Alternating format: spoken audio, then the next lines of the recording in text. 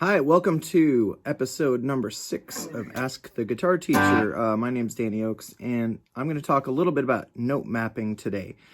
So the main 5 keys that most guitar players write in, if it's not jazz, would be major keys of C, G, D, A, and E. That is 0 sharps, 1 sharp, 2 sharps, 3 sharps, 4 sharps. And their relative minors, which would be A minor, E minor, B minor, F sharp minor, and C sharp minor. So for today, I'm going to note map the C notes. This is a C note right here. It's the lowest fret that we can get a C note. It's fret 1 on the B string if we're in standard tuning. Here's the next C note. And another. And then 8. So I'll go through these again, don't worry. 8 on the low E string, because both E strings would have the same fret. Then 10, 13, 15, 17, 20, 20, and then 22 on the D string. Why is that useful? Well, it's nice to be able to play anywhere on the guitar comfortably. So I could do a C scale here and a C chord here, but I could also do that same scale, C scale here and a C chord there, or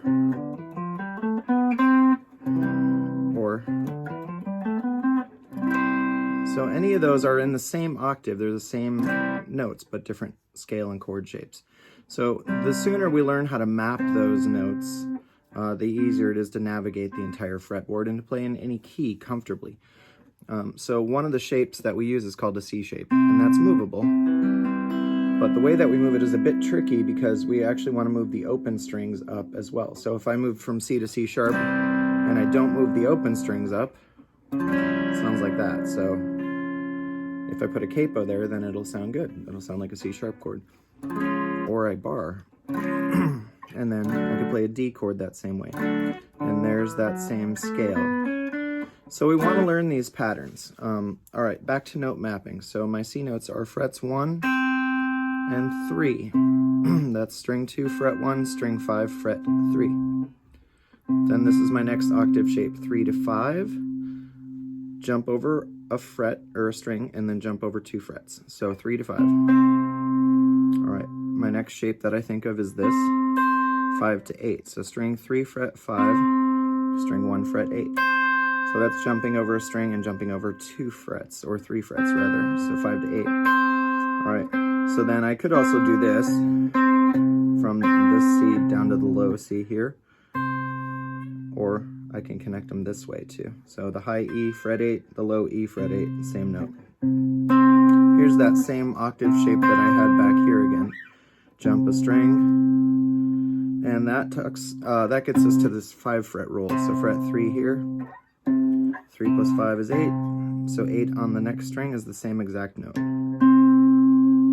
All right, so there's that octave shape, and then I go back to this spread out one. It's 1 extra fret, so that's 10 and 13. And then this 13 and 15 is identical to what I did on 1 and 3. So on the guitar, if you add 12 to anything, you get the same note 1 octave higher. So 1 plus 12 is 13. There it is, same 2 C notes, 1 octave higher. And then I'm back to this shape. Also notice that the first dot here is the same note as the first dot here. So if this is a C on string 5, fret 3, this is a C on string 5, fret 15. All right, so it's really not super hard to map out all those C notes. Once you do that, then you can start getting the chords together and the scales together that fit with those, and then start playing over jam tracks or playing over songs that you know, or even creating your own music using those things. So, all